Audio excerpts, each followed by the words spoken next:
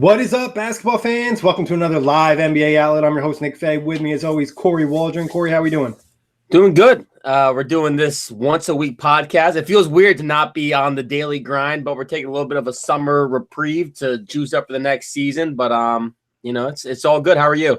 I'm doing well. It does feel weird. It feels like, okay, one recording a week and one recording. It's almost like I'm out of rhythm. Like I'm missing like a certain step to my week when we only record once. Yeah, especially during the playoffs and free agency, it was like every other day. So now it's like, okay, back to the juice. But today we're talking top three players on every NBA team, which is pretty interesting. Some of the top teams is pretty easy, but when you get to teams like the Hornets or the Wizards, it gets interesting. But before we get started, quick reminder, you can check us out iTunes, Blog Talk Radio, OTGBasketball.com, Google Play, Dash Radio, and YouTube. Also head to Design Tree/Off the Glass. We dropped some new tees, some more coming. Be sure to check that out. Don't have one on today, but will for the next show. But Kory, we'll start right from the top. Let's go. We'll go in alphabetical order. Atlanta Hawks, top three players on that squad. For me, I had Trae Young, John Collins, and Kevin Huerter as my top three because I think all of these guys we expect to take another leap forward this upcoming season. Huerter's a guy a lot of people are really high on. Trae Young apparently gained like 12 to 16 pounds of muscle this offseason, which as you and me, we got to harp on this a lot is when do those young guys, when they come into the league, finally put on, as you like to say, their second growth spurt? It's good to see Trae Young already putting on that weight now. And those are the core pieces of this Hawks team. So you would hope that these three would be their best players. Yeah, and just to clarify for you guys and girls, we are basing this off of who's going to be the top three players when the season starts next year. And I got the same three, Kory, Trae Young, John Collins, Kevin Huerter. Huerter had some ups and downs last year, but he had some really efficient numbers and some really nice advanced statistics. They expect him to take the jump. And like you said, Trae Young's looking good. He obviously was a different player from the first half of the season to the second half of the season. And we know John Collins has just been dominant. It's about him kind of developing defensively, adding to that three-point shot, just picking up some of the smaller things. But Hawks were in agreement. Next team, we got Boston Celtics. I think this is actually kind of an interesting one. Yeah, I have Kemba as the best player. And then like the next three is kind of like my voice cracked. The next two spots are for me like between almost 3-4 players. Like, does Hayward get back to being Hayward? How much do you value Marcus Smart, who obviously in the defensive side of the ball is so valuable, but his offense is kind of sluggish? But my second and third best players for the Celtics this upcoming season would be Jaylen Brown and Jason Tatum. That order can flip-flop. I don't really have that in a set order for those two. But for the Celtics, those are going to be the most important guys, both likely to get bigger roles. Yeah, I agree. I have the same ones. I think Gordon Hayward could possibly pop into that top three, but he kind of has to prove it. And it's like if I was betting, I'm betting more so on Jaylen Brown and Jason Tatum taking a jump to get better than I am at Gordon Hayward getting back to what we saw in Utah. And Marcus Smart's a great point too, because obviously he's a guy that has a big impact on the floor. But I think Jason Tatum and Jaylen Brown's overall impact is just greater because they have a bigger impact on both sides of the ball. Yeah. Now, next up, we got the Brooklyn Nets, who you got for top three. And obviously, we're not including KD because he's hurt, but things are looking like he could be back by the end of the year. But this is opening day. Right. So opening day, I have it as Kyrie Irving, Karis LeVert, and Jared Allen. Okay. Yeah, I see the case for Jared Allen. I would actually go with Spencer Dinwiddie as my third. Okay. I think, obviously Kyrie, that's clear. Karis LeVert, that's clear. Best two-way player in the team. I think Spencer's impact is still really high. His impact could go down next year because obviously we just mentioned the other two are guards as well. But Spencer just has a really good understanding of the game, and he's gotten better the last few years. I'd be really happy if Jared Allen was that top third player because that means he's taken that full-on jump. And who knows, DeAndre Jordan could be the guy that kind of pushes him to that next level, gives him some mentorship. DeAndre actually had a little bit of an impact with Mitchell Robinson with the Knicks last year, even though he was there for a little bit. Yeah, I think Spencer Dinwiddie has a very important role. Coming off the bench, he's going to be the sixth man again for them. He was crucial for them stretches last season coming off the bench when the starting lineup got kind of stagnant. So, I think Dinwiddie's a very fair pick. And I see Jared Allen. We saw him dominate a couple of Summer League games. Obviously, it's Summer League, take it all with a grain of salt. But if he can be that aggressive offensively while still remaining to be the rim protector he's shown to be this past season, then, the future looks bright for that young Afro center. Yeah, and I think the funny thing is, too, is even if it's not Dinwiddie, Jared Allen's going to have a great season because of these three guys we just talked about, because he's going to be the one benefiting from running pick and roll with Kyrie Irving, Karis LeVert, and Spencer Dinwiddie. So he easily could pop in there, and it could be a benefit of just playing with other good players. I'm intrigued. I'm intrigued with Jared Allen. Obviously, it's a big year for him, and then DeAndre is kind of a safety net. But on to the Charlotte Hornets, who maybe is the toughest team to pick out the top three players on. Yeah, so I had Cody Zeller, Yeah. Bridges, because I think Bridges at least has a ton of potential. And then this is just like weird, like Rozier. Like I put Rozier in, but I guess Batum would probably be the guy you'd want to realistically think is the top three player with the contract he gets.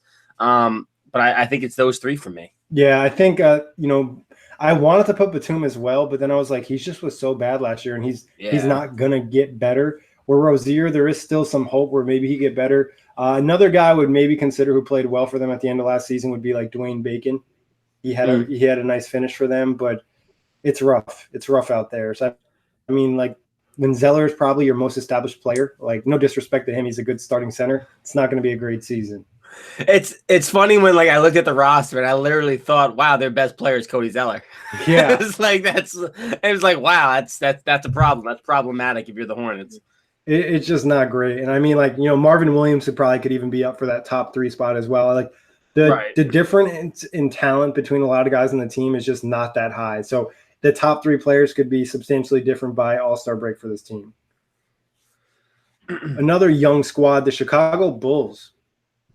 For the Bulls, I had Levine, Markkanen, and maybe I think Porter Jr. Like I probably should have put in, but I put Thaddeus Young.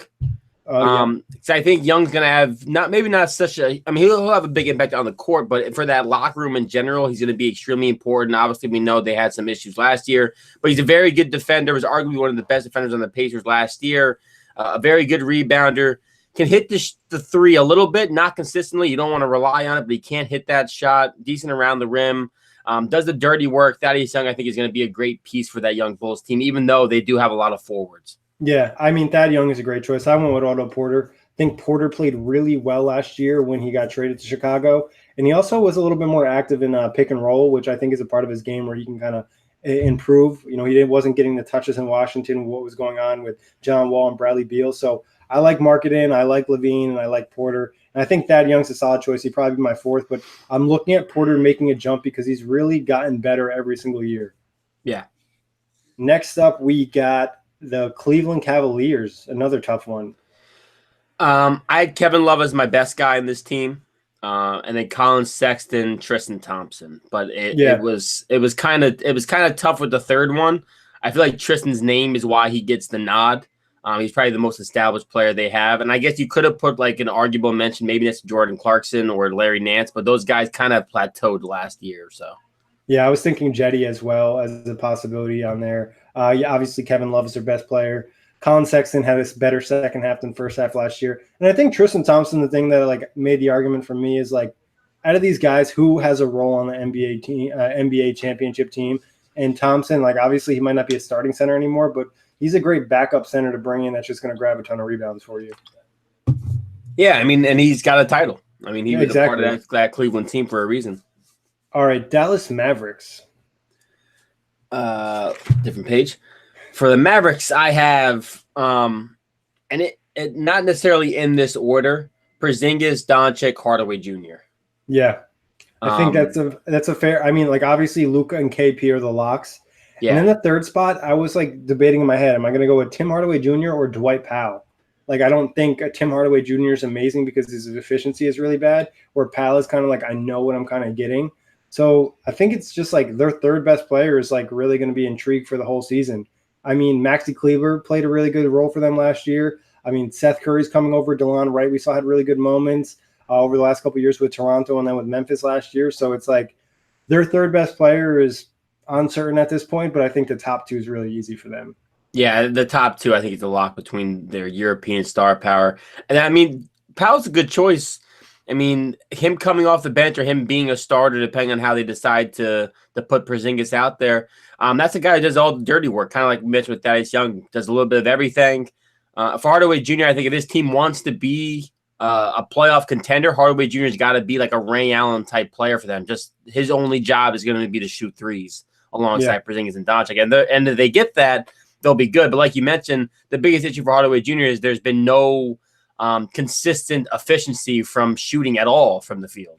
Exactly. And that, like you said, they need him to be a shooter. They just need him to be that pure scorer on the wing. This is a really good opportunity for him because he really doesn't have to do a ton of other things other than obviously play defense because you got Luka running the show. KP is going to draw a ton of attention. They've obviously already played together. So I think between Hardaway and Powell, it's going to be interesting. It's like the one guy you already know what you're getting. The other guy is just kind of like, can he get to that level we've hoped for the last couple of years?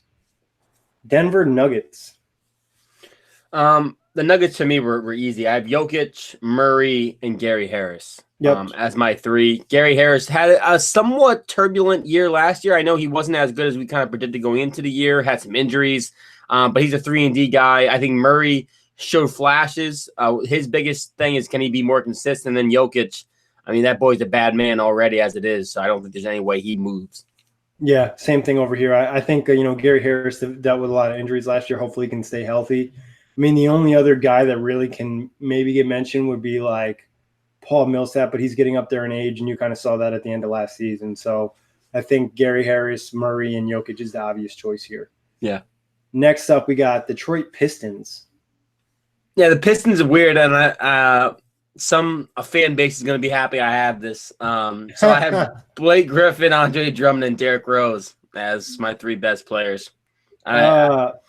I don't think there's much of a difference between Reggie Jackson and Derrick Rose. I think because of Reggie Jackson's recent health issues, the fact that he's got the knee arthritis that seems to be popping up sporadically. You never know which kind of Reggie Jackson you're going to get. Was really good the second half of last year. Definitely played better. But Derrick Rose played pretty good too last year. Neither one of them are great defenders. So for me, it's kind of a wash, and I'll just take Rose because he was more healthy last year than Reggie Jackson. Yeah, I think this is a tough one. Obviously we said Blake and Andre is the easy lock for the top two. Now I'm looking at Derrick Rose. I'm looking at Reggie Jackson. I think like a dark horse would be like Luke Kennard. Yeah, I would agree with that. But like, I haven't seen enough where I think he can make a big enough impact throughout a season. I don't know if he's a 20-minute per game player yet, or if he's a 25 to 30-minute, a consistent like Danny Green like player. Like, I'm not sure what his ceiling is yet. Yeah, I think the real concern, obviously he was good last year and he was big for them. He was one of the only pieces of offense they had other than Blake. It's just like defensively, can he take to the next level? I think I'm just going to go with Reggie Jackson here just because like he is kind of good sometimes and then other times he's really bad. And like Derrick Rose's game, I just don't really love. Obviously he was good last season, but I'm not sure if that's going to carry over to a winning team. Obviously the Timberwolves weren't great at all. Derrick Rose better than Mike Conley, though, apparently, according to Rose Stains. So, Golden State Warriors. This wasn't hard for me. I mean, Clay would obviously be in there if he was healthy, but it's Curry, Draymond, and D'Lo as of right now, and I would have it in that order. Actually, I would have it be Curry, Draymond, and D'Lo. So I think Draymond, even though the offense at times is such a negative without the jump shot, the guy does a tremendous playmaking job. Tremendous rebounder. Is going to be needed a lot more this year within the offense. And then D'Lo, as we know, tremendous scorer, can really light it up shooting wise. Struggles to get to the line and still has the defensive issues to his game. But that would be my three. Yeah, same thing here. I don't think you could really argue that. And I mean, like maybe there's some type of argument for Draymond versus D'Lo, but at this point, I think Draymond's obviously more established in winning situations. Up next, we got the Houston Rockets. Yeah, this to me it depends on who you value the most. Obviously, I think Harden and Westbrook are the two guys we're going to lock in. And originally for the third best guy, I had PJ Tucker penciled in. But then I don't know if it depends on what you value more. Do you value the defense of PJ Tucker and the grittiness? Do you value the rebounding and lob ability of Clint Capella, or do you value the 3-point shooting of Eric Gordon? So for me, I'm going to go with PJ Tucker as my third best guy. I just think he's more important. Small ball. He can't really get played off the court like Clint Capella can. Decent corner 3-pointer shooter. That was a weird way to say that. And then, I just like PJ Tucker's overall body of work compared to Gordon, who can get kind of inconsistent at times. And then Clint Capella, as we saw, I think he's a solid, 20 and 10 guy in the right system. But then come playoff time, what's his real ceiling in the playoffs? Yeah, I think obviously, we got Harden, Westbrook. I think it gets tough. What I did is kind of remove PJ Tucker. If I put him on like a lesser team, would he be as effective?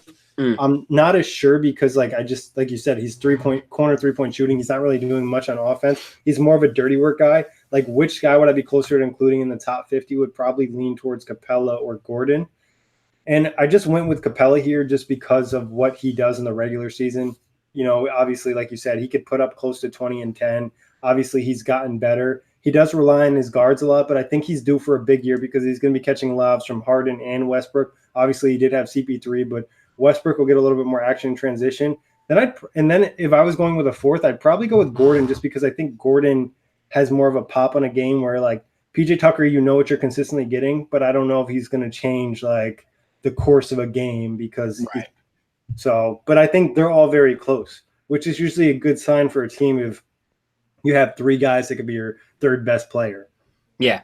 I mean, it could be really problematic as opposed, depending on where you're looking at from. Now, up next, your squad, Indiana Pacers. I thought this one was pretty easy. Yeah, without Oladipo, I thought it was easy. I have Turner, Brogdon, Sabonis. Yeah. As my three. Agreed. Same thing here. No debate about it. Who would you take out if Oladipo was healthy? I probably drop Sabonis because Brogdon, Turner, Oladipo can all play both sides of the ball. Yeah. Now, granted, Turner's offense is a little bit more questionable, and maybe even Brogdon's in a bigger role. But Sabonis' big issue has been his defensive ability to get back. Lateral quickness has been kind of an issue for him. I think the other three are just more complete players. Now, moving on to the Los Angeles Clippers. Who you rolling with? Kawhi, Paul George, and Lou Will, 6-man. I think Lou Will.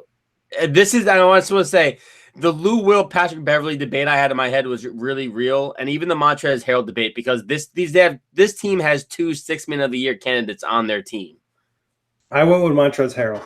I think he's a little bit younger. Obviously, we're kind of predicting into next season. He was right behind Lou Will in the 6-man of the year. He can give you that scoring down low, and he's also a really good rebounder. And he's not as negative defensively as a Lou Will is. So I think Montrezl Harrell is more so that guy, and I think his role kind of makes more sense to stay the same, where Lou Wills might drop back a little bit now that you have Paul George and Kawhi. I could see that. And also, you're going to need the rebounding of Montrezl Harrell for sure this upcoming year. And it's like a perfect kind of small ball guy they can play out there. Obviously, he's not a big center. He can play sometime at the power forward, but I'm intrigued. I like Montrezl Harrell and what he's kind of done for that squad. Over to the other LA squad, the Lakers. This is actually kind of hard for the third. I'm just going with somehow Kyle Kuzma got 86 and 2K for a ranking. Did he really? Yes, he had 86. Why? I don't know. I don't know what they saw that we didn't see, but he's an 86. And guess who else is at 86? Jason Tatum. I'm not sure we're ranking guys correctly. But I have LeBron, I have Anthony Davis, and I have Kuzma as the third best guy. I think you can make an argument if Cousins is healthy that he's the third best guy without question, but I just don't know because I saw pictures of him looking really thin. Then I saw a video of him in the pickup game and it looked like he put on all the weight again. It was big.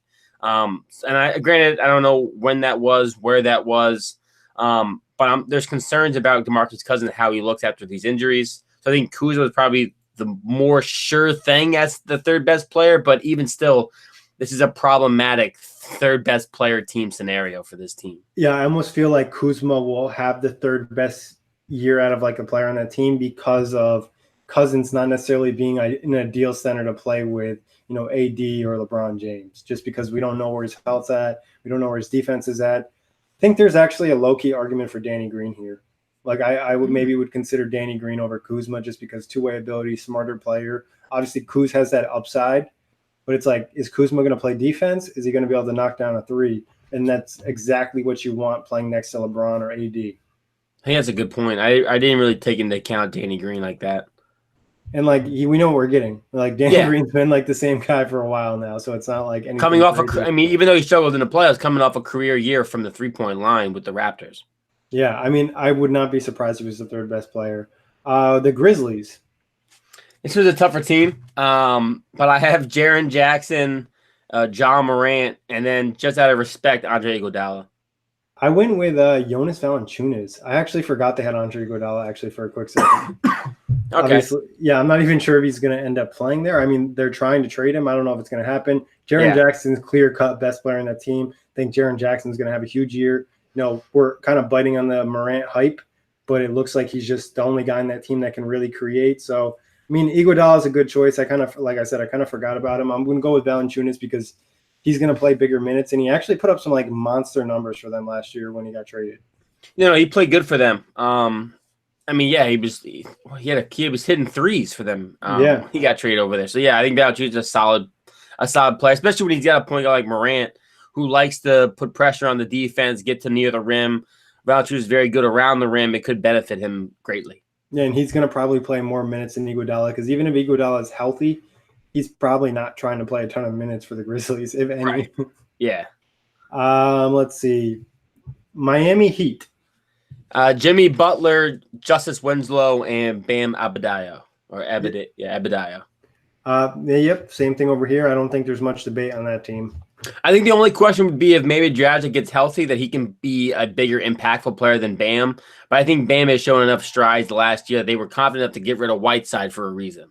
Yeah, and I think Bam's just like two-way ability and just like he has a really high ceiling that I don't think he's come close to touching yet. Yeah.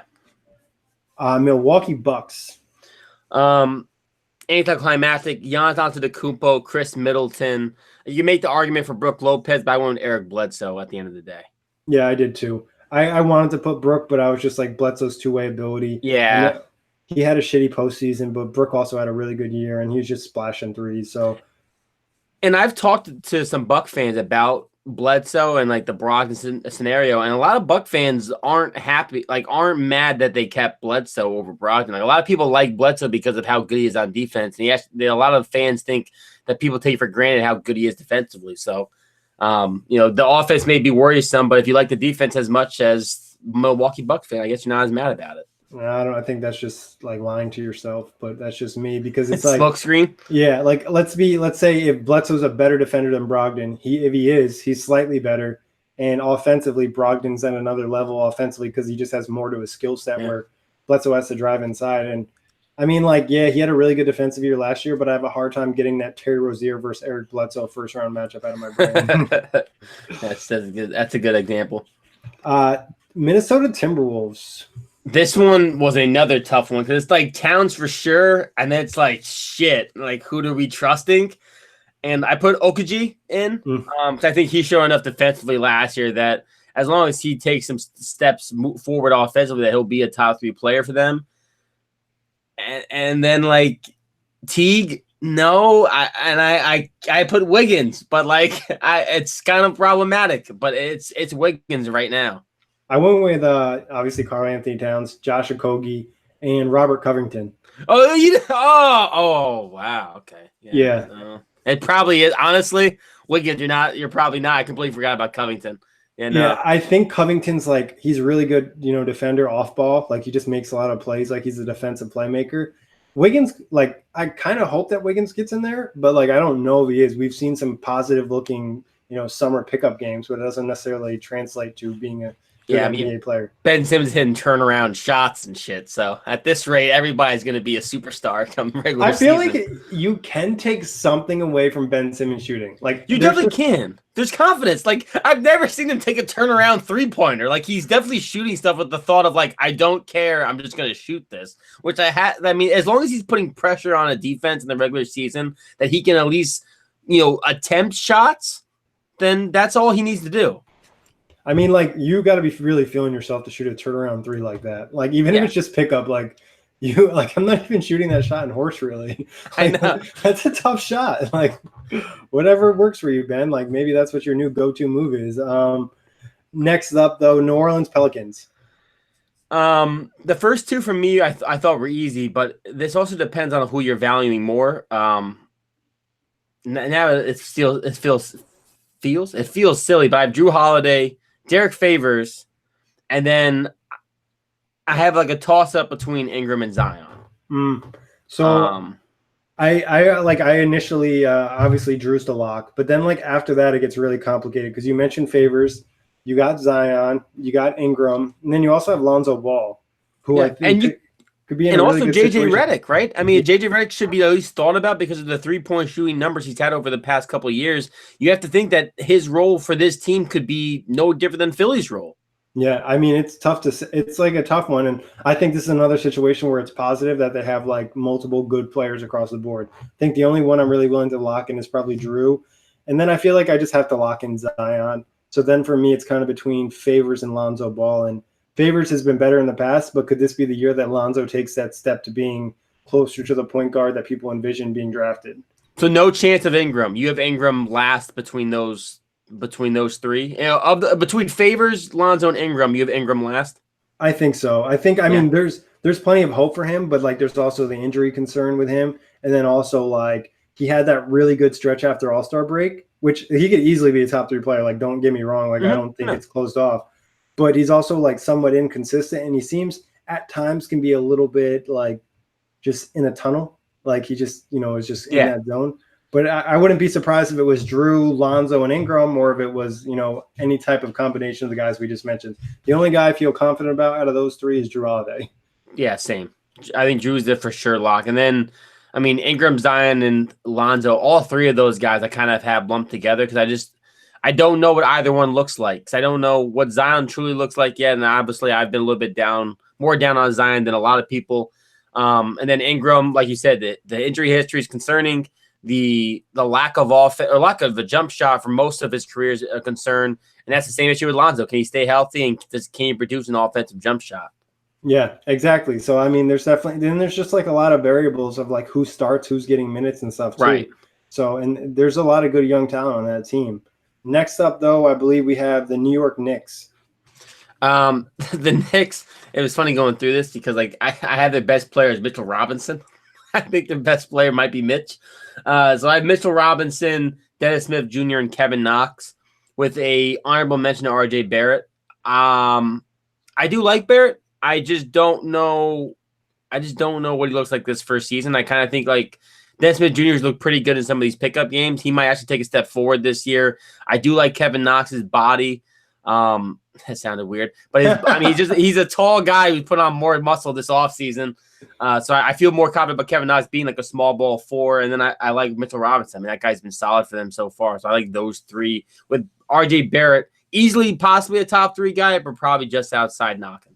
I think I would have RJ Barrett over Knox. I think RJ just mentally seems more prepared for the NBA. And that's no disrespect to Knox. I just think he's extremely raw. I went a completely different route. I have Mitchell Robinson still. I have Julius Randle, and then also Marcus Morris. I think you forgot. Yeah, I think you forgot about Randle. Like I did. It's funny. I actually, when I was thinking about all the sign, I was like Ellington, no. I was like Taj Gibson, no. Elfrid Payton, no. I didn't even get to Julius Randle in my mind. Yeah, I think, and then like Marcus Morris, I thought was really good, and he's going to shoot a lot this year because their team just isn't great. Yeah. By the end of the season, like some of the young guys might jump into here, but I think right now I would go with Morris, Robinson, and Randle. Not in that order, but yeah. Thunder. As of right now, Chris Paul, Steven Adams, Dennis Schroeder would be my 3. So with Terrence Ferguson on the outside knocking in, but I need to see more from him offensively if I'm going to bump him. So I have Chris Paul, obviously. I think Steven Adams. And then my 3rd spot is between Gallinari and Shai Gilgeous-Alexander. So Gallo had a really good year. If you can say healthy Gallo did have a good year. The reason I'm not as high on Shai is because I just don't know. Like, does he play alongside Chris Paul? Like, I just don't know how that dynamic works. He can play alongside Chris Paul. Like he, obviously played a good amount of minutes last year with Lou Will, so I don't think it'll be an issue for him. Just about kind of taking that next step in his game.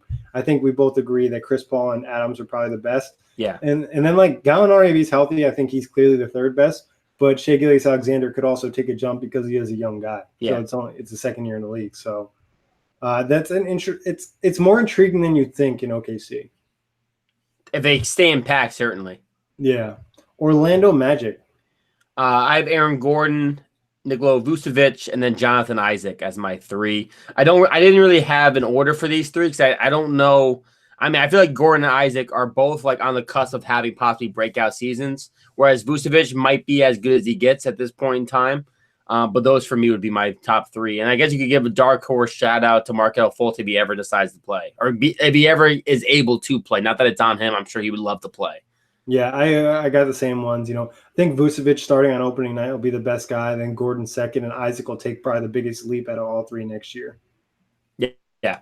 All right, next up, the Philadelphia 76ers. Joel Embiid, Al Horford are my locks for 1 and 2.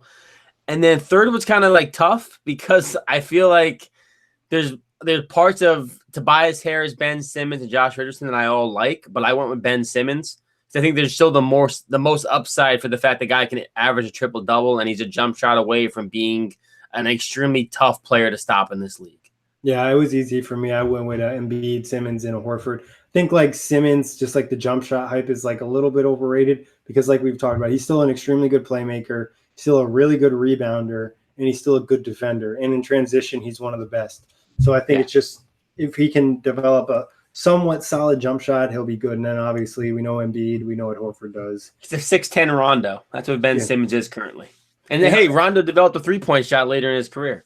And he's more athletic than Rondo ever was too. So it's Yeah. just like like the one thing that people undersell about Ben Simmons is that he's like a physical specimen, that he's like 6'10 and extremely athletic, like a guard at that size. Next up, Phoenix Suns. Yeah, Phoenix Suns are ugly. But Devin Booker, DeAndre Ayton, and then Ricky Rubio are my three. I think Rubio's gonna have a huge impact for that team offensively, just to kind of help a guy like DeAndre Ayton get more involved. Just having Devin Booker once again switching roles. Had a brief conversation on Twitter with the Suns guy who said like that's been one of his issues with the Suns is you had Booker as primarily just a scorer, then they had him as like a point scorer, and now he's going back into the scorer role again.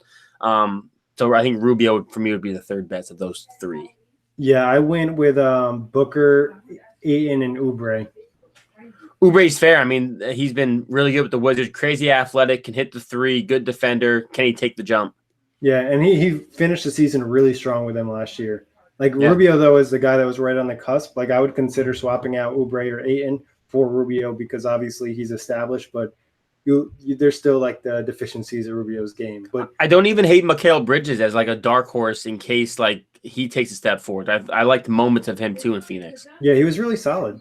Like he was not bad at all. So next up, we got Portland Trailblazers.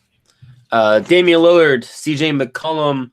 The third piece was kind of hard for this team because like if Nurkic is healthy, I think it's easily Nurkic. But then like now it's Whiteside, Rodney Hood, Mario Hazonia, Kent Bazemore. I put in Kent Bazemore because Kent Bazemore can give you a little bit of everything, some rebounding, some playmaking, some scoring. But honestly, I don't think there is like a right or wrong answer for Portland because I think all these guys are kind of clumped in together. I went with Zach Collins. He showed promise in the playoffs, especially. I mean, he was finally becoming a guy you could rely on a little bit. Yeah, he took a little jump last year. I think he's going to take another jump this year. If not, I think Kent Bazemore's a pretty solid choice. I think there's also an argument for Hassan Whiteside. As much as like people hate on him, he does do some things good on the floor. But I think I'm going to go with Zach Collins. Next up, we got Sacramento Kings. For the Kings, I had Fox, Heald, and Bagley as my third. All the young guns taking a step forward. I wanted to give like an honorable mention to Harry Giles. I think he could have a big impact. And I think, any of the new additions in Dwayne Dedmon or Harrison Barnes could arguably be the top three player. But I think, again, if you're the Kings and you're moving towards this rebuild, these three young guys you hope who have been your prime cornerstone pieces are your best three players. Yeah, I went with obviously Fox and Heald. I went with Bogdanovich as a third. Like Bagley, though, is an easy choice because he finished the season strong. And thinking about it, I probably would roll with Bagley because I think he'll take a bigger jump and get a bigger role where Bogdanovich kind of less than thought about, and he might end up being traded or something like that. San Antonio Spurs. I had Aldridge, DeJounte Murray, you got it. DeJounte Murray, thank you, and DeMar DeRozan as my three. I think Murray gets back in there. There was so much hype around Murray before last season. Everyone was really excited to see him, his defensive ability. And obviously we were not robbed. We were robbed of that. He got hurt, and unfortunately. But this year I expect him to be right back in this top three. Yeah, Spurs fans are super hyped about him. I actually made a $20 bet with a Spurs fan. He thinks DeJounte Murray is going to have a better season than Pascal Siakam. So that's a free $20. But that's heavy. That's a deep prediction, especially with Kawhi gone. Siakam's gonna have free reign of that offense. yeah, and the fact is, like, as good as Murray's going to probably be this year, he's still going to have an adjusting period for not playing basketball for a whole season. Yeah. So I feel good about making that free money. But Toronto Raptors, talking about Kawhi. Pascal Siakam, Kyle Lowry, Marc Gasol are my three. Yep. I think if Gasol takes a big enough step backwards, possibly, then Ibaka and Fred VanVleet are right in there. With maybe even a dark horse to OG and Anube, depending on what he looks like. Obviously, his what do you have, an appendix surgery before the playoffs? Not a major injury at all. Just couldn't get back on the court in time for the playoffs. And I believe I was talking to Nick yesterday. Nick last week, and we were doing a Brooklyn Buzz comparing the Nets to the Raptors. Shameless plug, but you can find that on iTunes. We were discussing top 5 guys, and we were also talking OG. He actually was healthy by the time the playoff, like the Eastern Conference Finals. They just didn't want to mess up the rotation, so he could be a guy that can kind of get into it. But I agree. I think it'll be Siakam, Lowry, and Gasol. And next up, we got the Utah Jazz. This is pretty easy.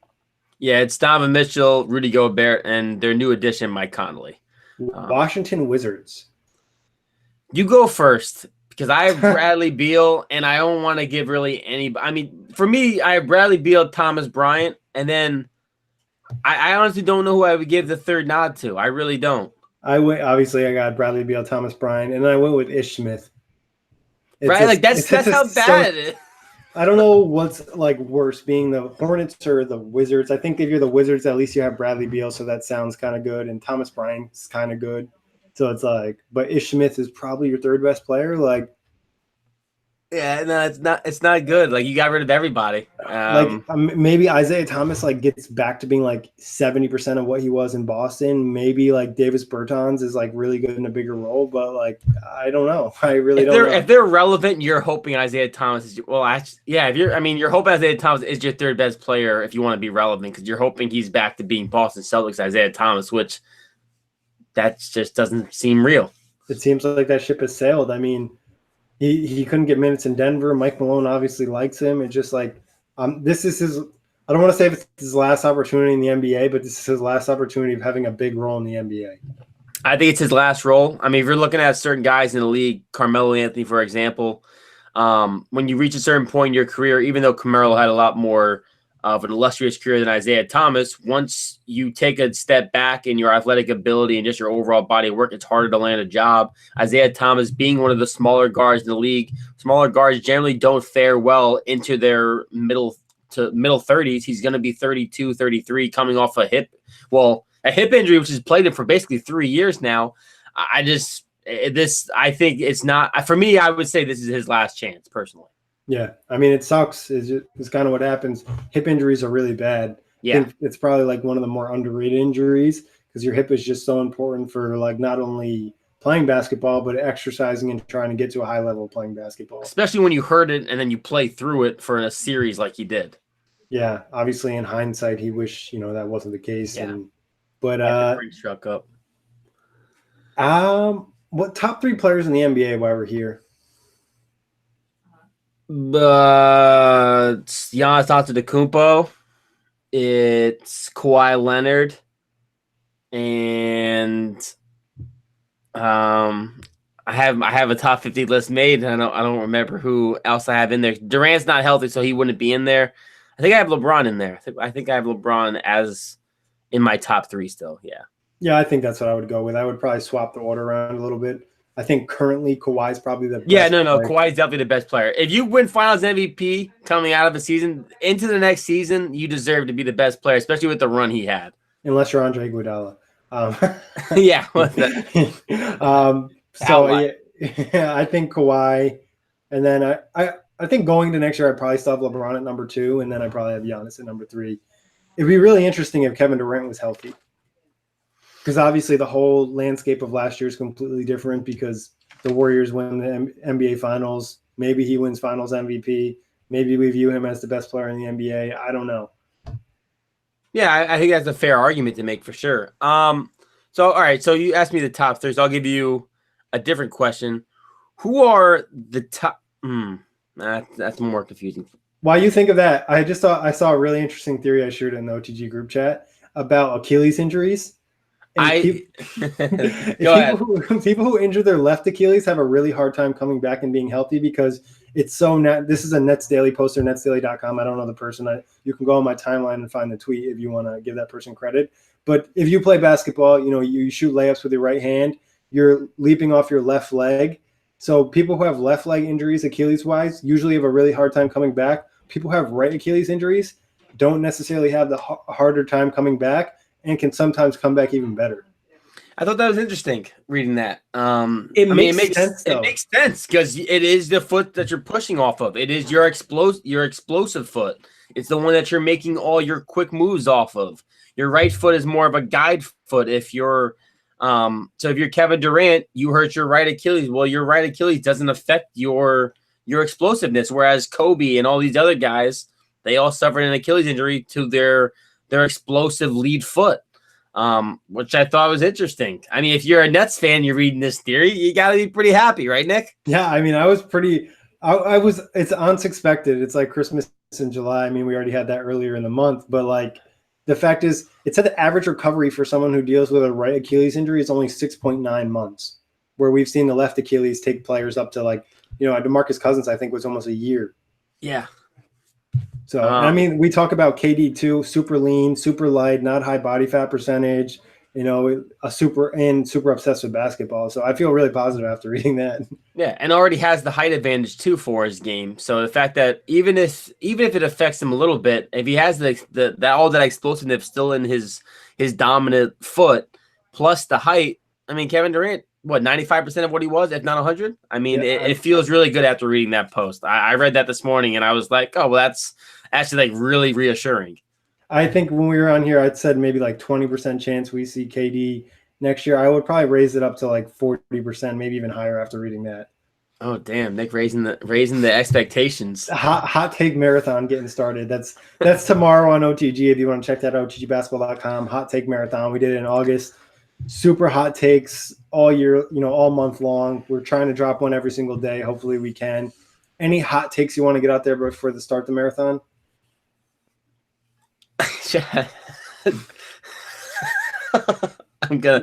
LeBron James should stay off the court during a live action game. Oh God! I'll save that for Full Access Hoops because I know Jay has some thoughts on that, so I'm not going to dive into that. I do have one. It's not a super hot take, but a hot take is D'Angelo Russell will not be traded from the Warriors and have a good season with them. I think that's a good take.